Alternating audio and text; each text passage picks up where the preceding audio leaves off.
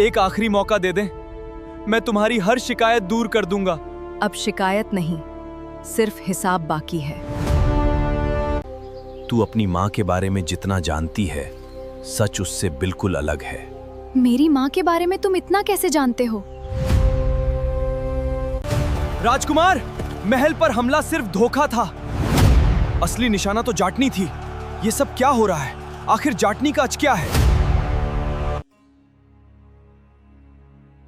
अमरगढ़ राज्य के पास बसे एक छोटे से गांव में एक लड़की रहती थी। लोग उसे उसके नाम से कम और उसके स्वभाव से ज्यादा जानते थे। पूरा इलाका उसे दबंग जाटनी कहकर बुलाता था। वो किसी से डरना नहीं जानती थी। अगर उसे कोई बात गलत लगती तो सामने राजा हो या आम आदमी, वो बिना झिझक अपनी बात कह देती। उसी समय अमरगढ़ का युवराज राजकुमार पहली बार गांव का दौरा करने निकला। गांव वालों को आदेश दिया गया कि सभी राजकुमार के स्वागत में खड़े हों। पूरे गांव ने सिर झुका दिया, लेकिन एक लड़की ऐसी थी जो अपने काम में लगी रही। उसने एक बार भी राजकुमार की ओर नहीं देखा। राजकुमार को ये बात अपने अपमान जैसी लगी। उसने सैनिकों को आदेश दिया कि उस लड़की को उसके सामने लाया जाए, लेकिन जैसे ही सैनिक आगे बढ़े, जाटनी ने उनकी तरफ देखकर इतना ही कहा, सम्मान कमाया जाता है, डर से नहीं। उसकी ये बात सुनकर पूरे गांव में सन्नाटा छा गया। पहली बार किसी ने राजकुमार की आंखों में आंखें डालकर जवाब दिया था। राजकुमार गुस्से में वहां से चला गया, लेकिन उसके मन में वही लड़की घूमती रही। दूसरी तरफ जाटनी भी सोच रही थी कि राजकुमार उतना बहादुर नहीं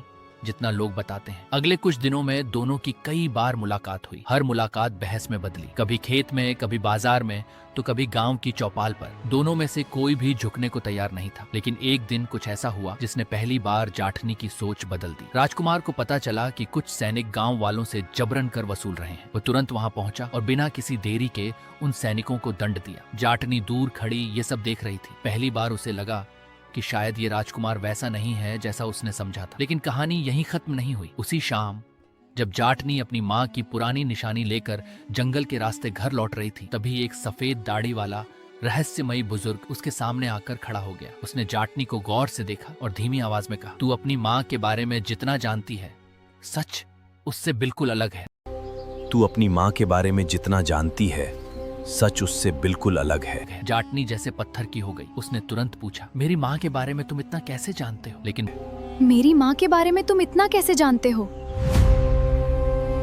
बुजुर्ग बिना कोई जवाब दिए मुस्कुराया और घने जंगल की ओर चलता बना। उस रात जाटनी को नींद नहीं आई। उसके मन में बार बार वही शब्द गूंज रहे थे। आखिर उसकी माँ का ऐसा कौन सा सच था जो उससे छिपाया गया था? दूसरी तरफ राजमहल में भी कुछ अजीब होने लगा था। महल के आसपास अनजान लोगों की हलचल बढ़ चुकी थी। पहरेदारों को लगा कि कोई बड़ी साजिश होने वाली है। अगली सुबह अचानक महल पर चारों ओर से हमला हो गया। तलवारों की टक्कर, सैनिकों की चीखें और धूल से पूरा आसमान भर गया।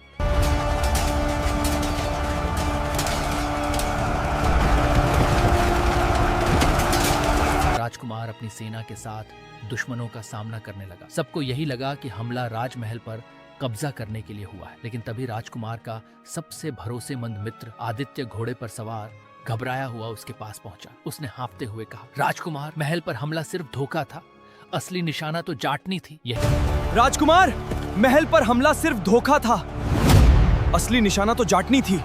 ये सब क्या हो रहा है? आखिर जाटनी का आज क्या है?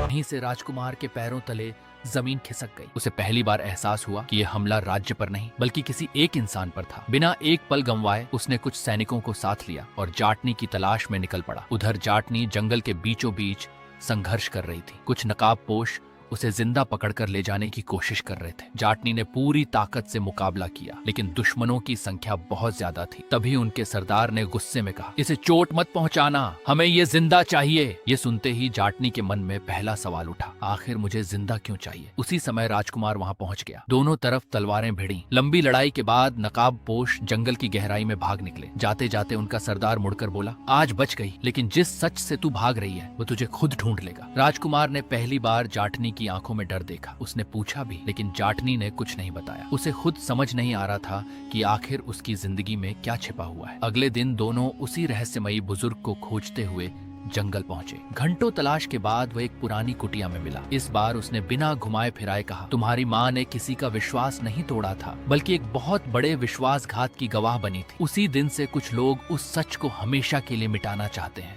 राजकुमार और जाटनी एक दूसरे की तरफ देखने लगे। अब मामला सिर्फ एक परिवार का नहीं रहा था। किसी ने वर्षों से एक ऐसा राज दबा कर रखा था जिसके लिए आज भी लोग जान लेने और देने को तैयार थे। बुजुर्ग उन्हें जंगल के एक पुराने खंडहर में ले गया। वहाँ दीवार के पीछे छिपा एक लकड़ी का संदूक था। संदूक खुलते ही उसमें कुछ पुराने पत्र और एक राजकीय मुहर मिली। उन पत्रों से पता चला कि वर्षों पहले राज्य के सबसे भरोसेमंद मंत्री ने लालच में आकर राजा को धोखा दिया था। जाटनी की माँ ने यह सब अपनी आंखों से देखा था। सच सामने लाने से पहले ही उसे गायब कर दिया गया और पूरे राज्य में उसकी मौत की झूठी खबर फैला दी गई। राजकुमार के हाथ कांपने लगे। उसके अपने महल में वर्षों से झूठ पल रहा था। उसे सबसे ज्यादा दुख इस बात का हुआ कि उसने बिना सच जाने जाटनी को हमेशा गलत समझा। लेकिन तभी खंडहर के बाहर घोड़ों की आवाज गूंज उठी। वही मंत्री अपने सैनिकों के साथ वहां पहुंच चुका था। वह हंसते हुए बोला, इतने साल मैंने इस सच को छिपा कर रखा, अब तुम भी इसे दुनिया तक नहीं पहुंचा पाओगे। जंगल एक बार फिर रणभूमि बन गया। इस बार राजकुमार अकेला नहीं लड़ रहा था। जाटनी भी उसके साथ कंधे से कंधा मिलाकर खड़ी थी। दोनों ने मिलकर मंत्री के सैनिकों को पीछे धकेल दिया। आखिरकार मंत्री पकड़ा गया और उसके सारे अपराध सबके सामने आ गए। राजमहल में खुली सभा बुलाई गई। पूरे राज्य के सामने मंत्री का सच उजागर हुआ। उसी सभा में राजकुमार धीरे धीरे जाटनी के सामने आया। उसने अपना मुकुट उतारा, घुटनों के बल बैठ गया और सबके सामने कहा, बस एक आखिरी मौका दे दो, मैं तुम्हारी हर शिकायत दूर कर दूंगा। कुछ पल तक पूरा दरबार शांत रहा।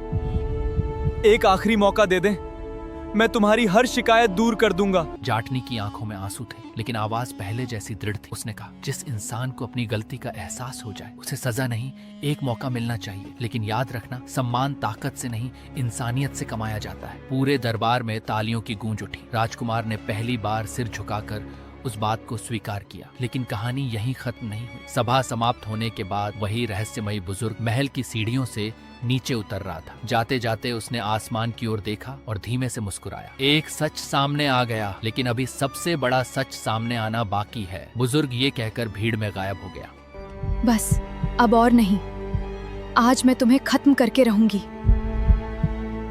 कौन हो तुम और मुझे मारने क्यों आई हो? मैं इसी लड़की से शादी करूंगा, चाहे किसी को मंजूर हो या नहीं। नहीं, ये नहीं हो सकता। तुम मेरे बारे में जानते क्या हो? राजकुमार, सबसे बड़े साम्राज्य की विशाल सेना हमारे महल के बाहर पहुंच चुकी है। सभी सैनिकों को तैयार करो, अब फैसला होकर रहेगा।